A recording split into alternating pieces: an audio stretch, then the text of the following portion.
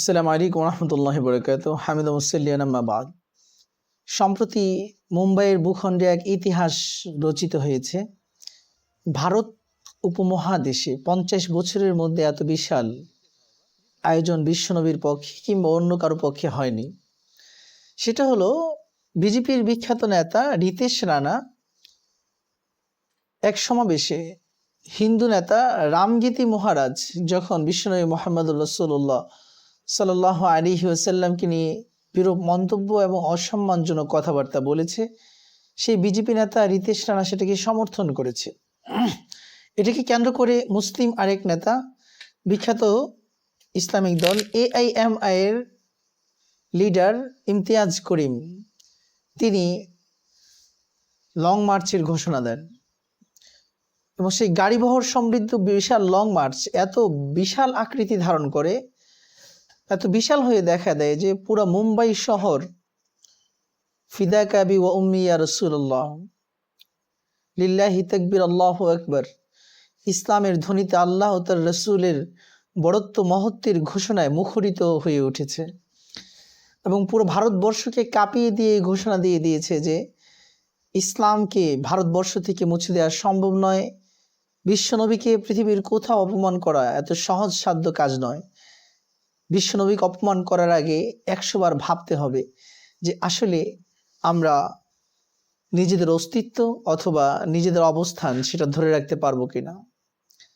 আসলে বিশ্বনবী মুহাম্মদুর রাসূলুল্লাহ সাল্লাল্লাহু আলাইহি সাল্লামকে যেমন আমরা প্রাণ দিয়ে ভালোবাসি, ঠিক একইভাবে আল্লাহ সুবহানাহু ওয়া তাআলা বিশ্বনবীকে ভালোবাসেন। সাথে সাথে আল্লাহ পাক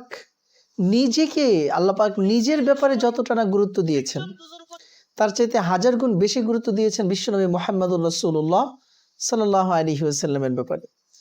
কারণ একটু লক্ষ্য করে দেখেন যে আল্লাহ সুবহানাহু ওয়া তাআলা পবিত্র কোরআনে সূরা আনআমের মাঝে বলছেন তার ব্যাপারে কি বলছেন, আল্লাহ পাক নিজের ব্যাপারে আল্লাহ পাক কি বলছেন।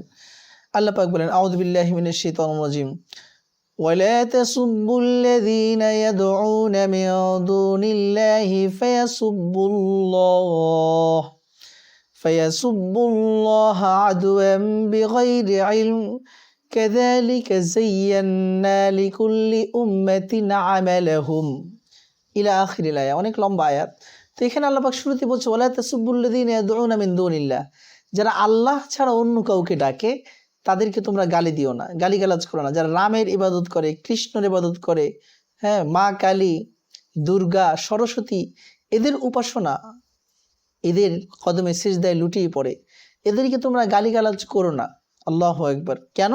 আল্লাহ পাক বলছেন ফায়াসুব্বুল্লাহ আদওয়ান বিগাইরি ইলম, শত্রুতা বশত তারা না জেনে না চিনে, আল্লাহকে না চিনে, আল্লাহর পরিচয় না জেনে তারা আল্লাহকে নিয়ে গালাগালি শুরু করবে।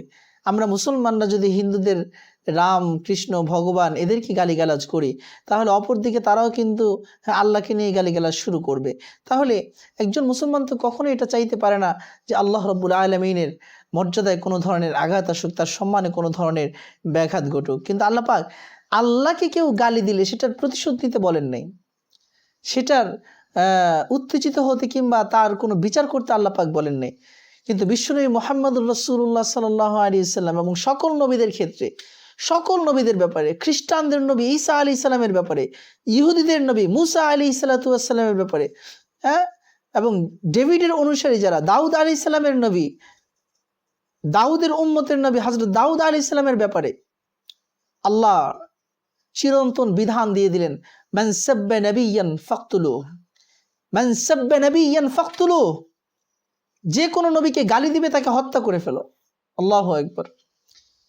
এখানে খুবই খ্রিস্টান বন্ধুরা আমার, হ্যাঁ, আমরা যেহেতু একই বাবার সন্তান, বাবা আদম আমাদের সকলেরই বাবা, মা হাওয়া আমাদের সকলেরই মা, ফলে জন্মসূত্রে আমরা সকলেই একই মা বাবার সন্তান। এই জন্য খ্রিস্টান ভাইয়েরা আমার, ইহুদি ভাইয়েরা আমার, কসম করে বলি বিশ্বনবীর বিধান, আল্লাহ পাকের বিধান, যেমনিভাবে মুহাম্মদুর রাসূলুল্লাহ সাল্লাল্লাহু আলাইহি সাল্লামকে গালি দিলে হত্যার বিধান ইসলামে দেওয়া হয়েছে, ঠিক একইভাবে খ্রিস্টানদের নবী ঈসা আলাইহিস সালামকে গালি দিলেও হত্যার বিধান ইসলামে দেওয়া হয়েছে। ইহুদিদের নবী মুসা আলাইহিস সালামকে যদি কেউ গালি দেওয়া হয় তাহলেও তাকে হত্যার বিধান দেওয়া হয়েছে। ডেভিডের অনুসারী যারা, দাউদ আলাইহিস সালামকে যদি কেউ গালি দেয়, আর দাউদ আলাইহিস সালামকে গালি দেওয়ার কারণে যেহেতু তিনি আল্লাহর নবী, ফলে তাকেও হত্যার বিধান দেওয়া হয়েছে। ইউসুফ, যাকে ইংলিশে জোসেফ বলছে, ইউসুফ আলাইহিস সালামকেও যদি কেউ গালি দেয় তাকেও হত্যার বিধান ইসলামে রাখা হয়েছে। এজন্য নবীদেরকে গালি দেওয়া এটা সহজ নয়। নবীদেরকে গালি দেওয়া এটা জঘন্যতম এক অপরাধ। আল্লাহকে অস্বীকার করলে, ঈমান আনলে মাফ পাওয়া যায়, নবীকে গালি দিলে এটা কঠিনতম পর্যায়ে চলে যায়। এজন্য আমরা কেউ কোনো নবীকে অসম্মান করব না, কোনো নবীদেরকে গালিগালাজ করব না। এবং বিশ্বনবীর আশেকরা যদিও মদখোর হয়, আপনি দেখবেন যে নবীর ব্যাপারে কিছু বললে যারা ইসলাম মানে, ইসলামকে অনুসরণ করে, সে কিন্তু তার বুকের রক্ত ঢেলে দেওয়ার জন্য প্রস্তুত হয়ে যায়। এটা তার ইমানই চেতনা। এই জন্য আসুন রসুলদের সম্পর্কে আমরা জানি, তাদের সম্মান রক্ষা করি। লা নুফাররিকু বাইনা আহাদিন মির রাসূল, আমরা রসুলদের মাঝে কাউকে পার্থক্য করি না। তিলকা রসুল ফাদ্দালনা বা'দুহুম আলা বা'দ, এই সকল নবী রসুল যাদেরকে একের উপর আল্লাহ পাক অপরদেরকে শ্রেষ্ঠত্ব দান করেছেন।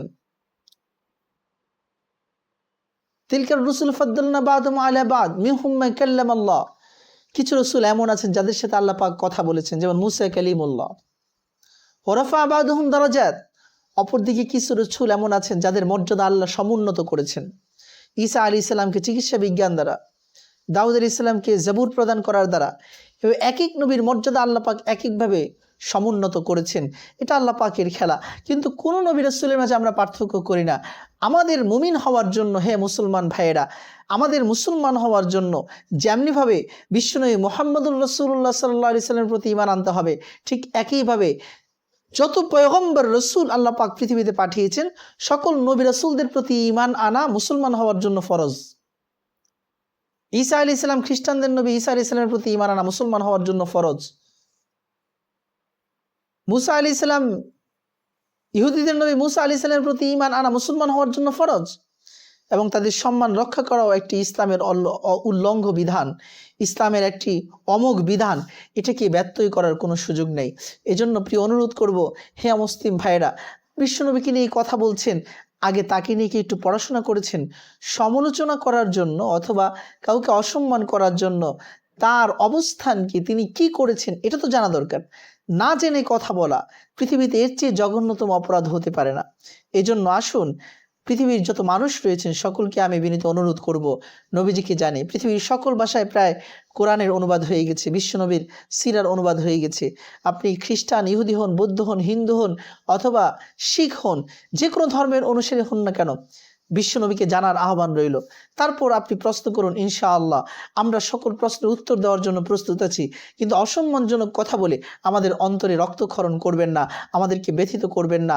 এবং এরকম একটা নয়, বাংলাদেশের ভূখণ্ড, বাংলাদেশের যেই সহজ সরল মুসলমান মুমিন বন্ধুরা আছে, তারাও কিন্তু নবী প্রেম দেখিয়ে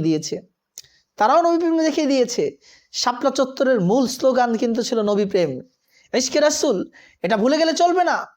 ইসলাম বিদ্বেষী ব্লগাররা প্রথম যেই আঘাত হেনেছে সেটা হলো বিশ্বনবী মুহাম্মদুর রাসূলুল্লাহ সাল্লাল্লাহু আলাইহি ওয়াসাল্লামের উপর আঘাত হেনেছিল। তখন বাংলাদেশের ইতিহাসে স্বাধীনতার আগে এবং পরে যেই ধরনের মহামিলন সম্মেলন ঘটেনি, সেই মহাসম্মেলন, মহামিছিল, মানুষের রাস্তায় রাস্তায় নেমে আসার মহারথ দেখিয়ে দিয়েছে বাংলার তাজা প্রাণ মুসলমান আশিকে রাসূলরা। বিএনপি বলেন, জামাত বলেন, আপনি ইসলামী খেলাফত বলেন, ইসলামী আন্দোলন বলেন, খেলাফত মজলিস বলেন, ইসলামী ঐক্যজোট বলেন, যেই দলের লোক বলেন না কেন, যারাই মুসলমান তারাই কিন্তু সেদিন মাঠে নেমে এসেছিল শাপলা চত্বরে এবং সারা বাংলাদেশের বিভিন্ন এলাকায়। এই জন্য বাংলাদেশে যেমন নবী প্রেম তারা দেখিয়ে দিয়েছে এবং বুঝিয়ে দিয়েছে রাসূলের বিরুদ্ধে কথা বলে বাঁচার উপায় নেই, ঠিক একইভাবে বর্তমান মুম্বাইয়ের ইতিহাস, আমাদের বিখ্যাত মুসলিম নেতা ইমতিয়াজ করিমের এই বিখ্যাত লং মার্চ, যেটা মিছিলে মিছিলে এক মহা সম্মেলন এবং কি পুরো মুম্বাই শহরের মধ্যে এক বিশাল আন্দোলন শুরু করে দিয়েছে, এক প্রকম্পন তৈরি করেছে ইসলামী চেতনার, ইসলামী জাগরণের এবং নবীর সম্মানের, ইশকে রাসূলের। এটা কিন্তু প্রমাণ করে যে রাসূলের বিরুদ্ধে কথা বলে কিন্তু পার পাওয়া যাবে না। আল্লাহ পাক আমাদের সকলকে ভালো বুঝার এবং আমল করার তৌফিক দান করুন। আসুন সিরাত পড়ি, সিরাত অনুযায়ী জীবন গড়ি, রাসূলকে ভালোবাসি, নিজেদেরকে জান্নাতের পথে রাসূলের সাথে সাক্ষাতের জন্য প্রস্তুত করি। আসসালামু আলাইকুম ওয়া রাহমাতুল্লাহি ওয়া বারাকাতুহু।